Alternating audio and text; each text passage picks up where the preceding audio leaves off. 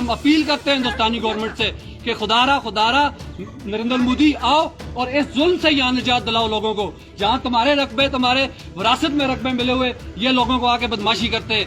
ठीक है, हम लीगली भारत का हिस्सा है। मैं तो कहता हूँ कि जो 56 लाख लोग हैं हम पीओजे के और पीओजीबी के, हम बाय डिफॉल्ट इंडियन सिटीजन्स हैं, कोई माने या ना माने। तुमने इतनी हिम्मत दी, अगर इतनी जुर्रत दी, आ जाते आगे, हम देख लेते कि तुम कितने बड़े हो। और मैं ये कहना चाहता हूँ कि अगर इसके बाद इस तरह का कोई मामला किया गया तो तुम्हारा हाथ। जम्मू एंड कश्मीर के पीएको को आप भारत का हिस्सा नहीं मानते हो क्या? एग्रेसिव ना हो, जान दे देंगे इसके लिए।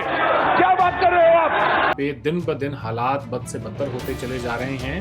वो क्लियरली उनको कहते हैं कि ये लोग जो हैं ये पाकिस्तान की तरफ से यहाँ तैनात हैं ताकि पाकिस्तान के कब्जे को ये फैसिलिटेट करें, इनका और कोई रोल नहीं है।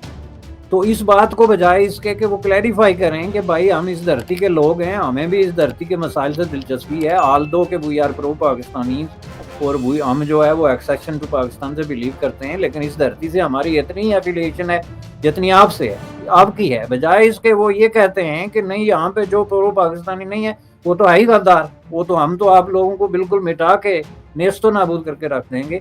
दोस्तों, पीओके में आज़ादी की आवाज़ें दिन ब दिन बढ़ती जा रही हैं, क्योंकि पीओके में पाकिस्तान ने इस तरह से लोगों को सताना शुरू कर दिया है कि लोग बुनियादी सुविधाओं के लिए भी मोहताज हैं।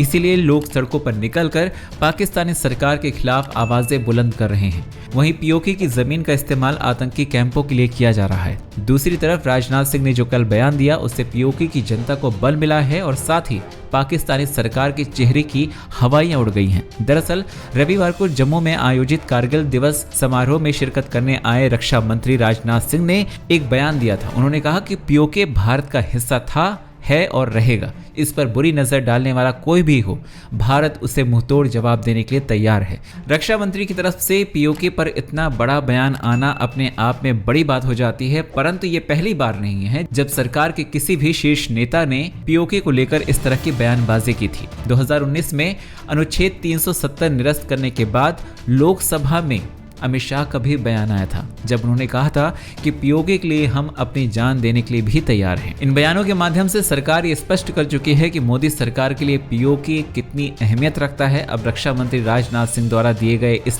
ताज़ा बयान को लेकर फिर से प्रश्न उठ रहे हैं कि क्या मोदी सरकार पीओके को भारत में आधिकारिक रूप से शामिल कराने की दिशा में कोई बड़ा कदम उठाने की तैयारी में है? क्या अंदर ही अंदर सरकार द्वारा इसके लिए कोई रणनीति या कूटनीति बनाई जा रही है? अब रक्षा मंत्री राजनाथ सिंह का ये बयान इसी की तरफ इशारा करता है।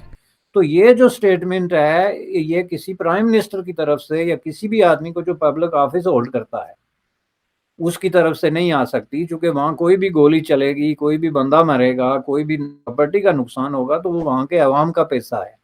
प्राइम मिनिस्टर ने अगर कहीं जो है वो किसी तरीके से वो प्राइम मिनिस्टर बन जाए, कोई भी किसी वक्त बन जाए, हालांकि वहाँ उन लोगों का कहना है कि ये जी लेजिटिमेट प्राइम मिनिस्टर नहीं है क्योंकि इसने पैसे दे के ये सीट खरीदी है, या इस तरह की बहुत सारी जो है वो डॉक्यूमेंटेशन सोशल मीडिया पे जो है वो गर्दिश कर रही है कि एक आदमी का कोई एक्सपीरियंस नहीं है, कोई पॉलिटिकल सर्विसेज नहीं है, कोई पॉलिटिकल जो है वो ट्रेनिंग नहीं है, कोई आइडियोलॉजिकल उठान नहीं है, तो अचानक प्राइम मिनिस्टर बन गया। तो यही तो हम इसके खिलाफ हैं कि ये पाकिस्तान की तरफ से लोगों को पैसे लेके या दीगर बुनियादों पे, उनके फेथफुलनेस की बुनियाद पे या अपने वतन से गद्दारी की बुनियाद पे उनको एकोमोडेट किया जाता है। तो बजाय इसके कि वो उसको कूल डाउन करें, वो उसको मजीद जो है वो फ्यूल अप कर रहे हैं ये कह के कि जी ये जो मुतालबे करते हैं ये गद्दार हैं। अब सवाल इसमें पहले ये पैदा होता है कि उनका मुतालबा ये है कि ये बिजली जो इस मुल्क में पैदा होती है, मैंने पहले भी इस पे बात की थी, बिल्कुल की है जी, स्टैट्स में नहीं जाऊंगा, लेकिन ये बिजली हमारी ज़रूरतों से कहीं गुना ज़्यादा पैदा होती है जो पाकिस्तान में जाके बिकती है। और पाकिस्तान के मेन जो सोर्स है उसमें मंगला डैम की बिजली जो है वो तरबेला के साथ मंगला डैम की जो बिजली है वो मेन सोर्स है। तो वो जब हमारी बिजली है तो उसमें हमें ही पे टैक्स लगा के और हमें ही 18-18 घंटे की लोड शेडिंग करके तो आप बिजली पंजाब में तकसीम कर रहे हैं। तो इसकी वजह क्या है? तो जाहिर है अगर मैं प्राइम मिनिस्टर हूँ तो मैं बैठूंगा प्रेस कॉन्फ्रेंस में बैठ के स्टैट्स दूंगा कि भाई इतनी बिजली पैदा होती है, उसका ये मैकेनिज्म है, आप इसको इस तरीके से समझें। लेकिन उसके जवाब में वो बंदूक तानते। मसलन ये आज़ाद कश्मीर की तारीख में पहली बार हुआ कि बख्तरबंद गाड़ियां वहां पे मंगवाई गई हैं। आपने देखा होगा कि वहां पे जगह जगह पे बख्तरबंद गाड़ियां खड़ी हैं।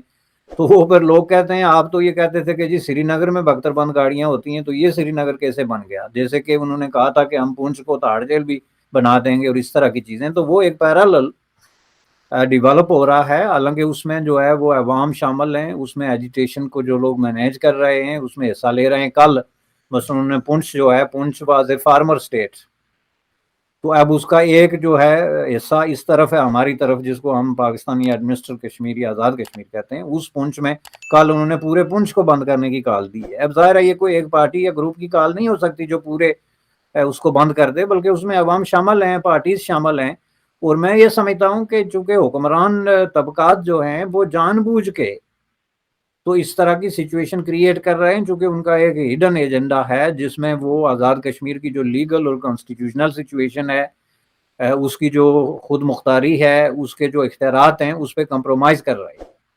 और उस पर कंप्रोमाइज़ के हवाले से मुख्तलिफ डॉक्यूमेंट वहाँ पे जो है इस वक्त सर्कुलेट हो रहे हैं, जिसमें ये तजावीज़ दी जा रही हैं और ये तजावीज़ मांगी जा रही हैं कि इसको किस तरीके से जो है वो इख्तियारात को लिमिटेड किया जाए, ख्वाह वो फाइनेंस के शोबे में हैं या आइडल वाटर ये रिसोर्सेज और बिजली वगैरह के हैं या डिसीजन मेकिंग के हैं, वो लेजिस्लेचर के हैं जो गुज़श्ता 70 साल से वहाँ पे लेजिस्लेचर मौजूद है किसी न किसी शक्ल में, और उसको लेजिस्लेशन के इख्तियारात हासिल हैं, उनको किस तरीके से ख़त्म किया जाए। तो ये मुझे पूरा एक जो एक बड़ा डिज़ाइन है या एजेंडा है उसका एक हिस्सा लगता है। दूसरी तरफ ये है कि बुनियादी तौर पे वहाँ जो है अवाम मुकम्मल तौर पे मायूस हो चुके हैं। जो बेरोज़गारी है, जो गुर्बत है, जो नाइंसाफ़ी है, और जो सबसे बड़ी बात यह है कि मायूसी है कि एक अनएंडिंग प्रोसेस ऑफ एक्सप्लॉइटेशन जो है वो जारी है। वहाँ पे खुश सिर्फ वो लोग हैं जो या तो हुक्मरान तबकात में शामिल हैं या उनके कैसा लैस हैं या उनके रिश्तेदार हैं या उनके साथ किसी न किसी तरीके से जुड़े हैं। बाकी जो 99% पब्लिक है उसके पास ना तो उम्मीद की कोई किरण है, ना जो है वो किसी तरह का कोई हौसला है, ना किसी तरह की कोई रोशनी है जो उस गहरे अंधेरे में जो है वो उसको दिखाई दे। उसके नतीजे में एजिटेशन मुख्तलिफ शक्लों में मुख्तलिफ तरीकों से उभर उभर के बाहर आ रहा है।